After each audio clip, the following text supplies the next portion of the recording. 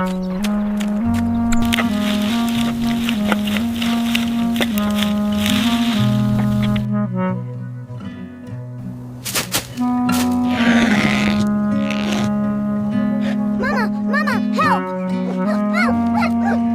is it, darling? Don't worry, little one, you'll be free soon.